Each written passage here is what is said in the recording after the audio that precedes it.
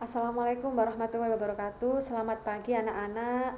Gimana kabar kalian pagi ini? Semoga semuanya sehat, tidak ada yang sakit. Gimana, tetap semangat ya mengikuti pembelajaran jarak jauh? Kalian harus tetap semangat meskipun belajar dari rumah, berusaha semaksimal mungkin untuk selalu menyampaikan materi-materi fisika lewat daring.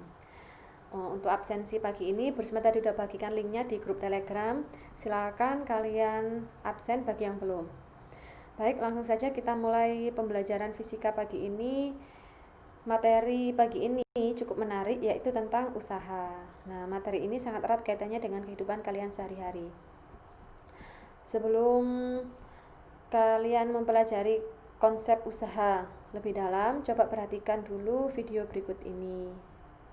Di sini ada video animasi mobil yang bergerak, tetapi kemudian mobil tersebut mogok.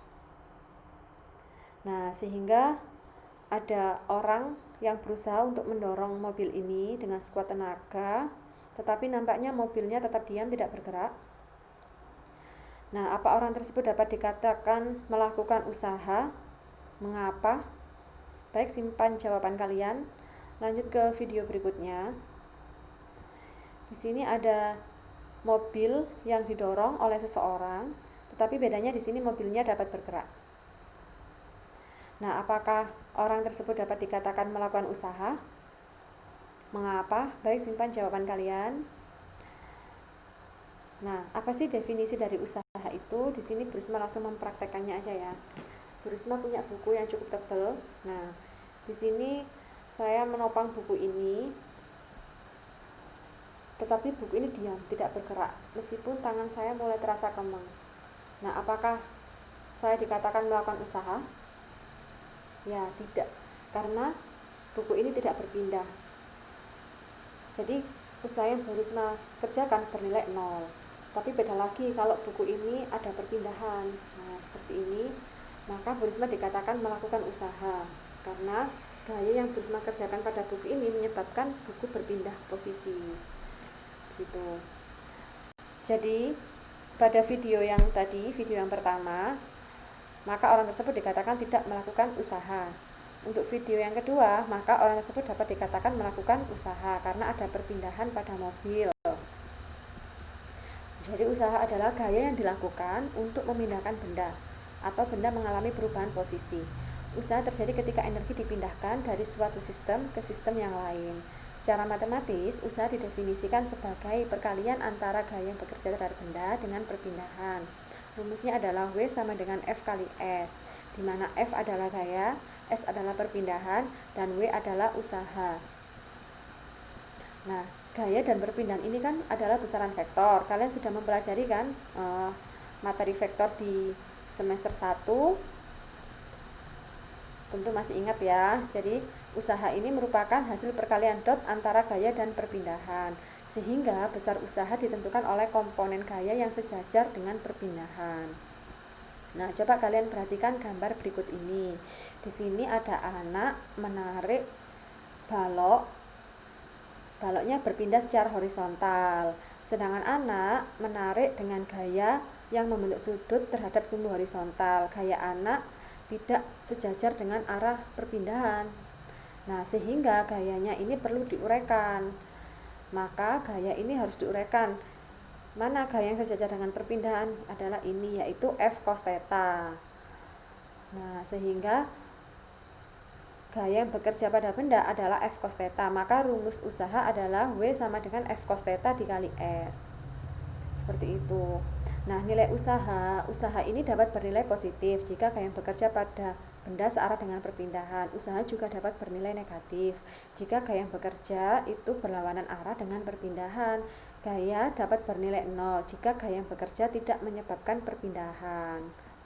Coba kalian perhatikan video berikut ini.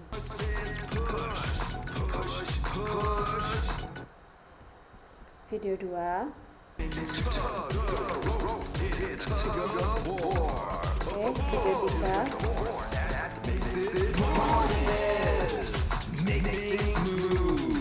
Nah, dari ketiga video di atas, manakah usaha yang bernilai positif, negatif, dan 0?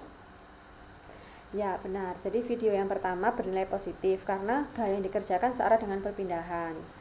Sedangkan video yang kedua, usaha bernilai 0 karena gaya yang dikerjakan tidak menyebabkan perpindahan pada tali. Sedangkan video 3, ya usaha bernilai negatif karena gaya tarik anak tadi berlawanan arah dengan perpindahan anjing. Nah, agar kalian lebih memahami konsep usaha, maka kita melakukan latihan soal yuk. Nah, di sini ada soal seorang anak memindahkan kardus yang berisi buku dengan mendorongnya di atas bidang datar licin. Ada kardus pertama, kardus kedua, kardus ketiga, kardus keempat. Masing-masing didorong dengan gaya yang berbeda, waktu yang berbeda, masa kardus juga berbeda. Kalau kita buat tabel jadi seperti ini ya. Nah, jadi ada besaran gaya, masa, dan waktu. Yang ditanyakan tadi apa? Urutan usaha yang bekerja pada kardus dari terkecil hingga terbesar. Nah, untuk menyelesaikan soal ini, yang pertama kita gunakan dulu rumus hukum Newton. Untuk mengetahui percepatannya, A sama dengan F per M. Kemudian gunakan rumus GLBB, yaitu S sama dengan V0T plus setengah AT kuadrat. Tadi kan kardusnya dari keadaan diam, sehingga kecepatan awalnya bernilai 0, maka S sama dengan 0 plus setengah AT kuadrat. Nah, kemudian baru kita gunakan rumus usaha. W sama dengan F dikali S.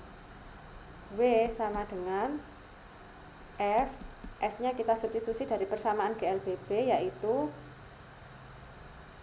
setengah AT kuadrat. Jadi W sama dengan setengah F dikali setengah. Nah, A-nya kita substitusi dari persamaan hukum 2 Newton, yaitu F per M dikali T kuadrat.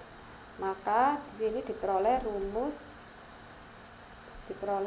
ya, F kuadrat dikali T kuadrat per 2M. Nah, besaran-besarannya sudah ada semua ini, F, T, 2M ada. Jadi kita bisa bisa mencari usaha.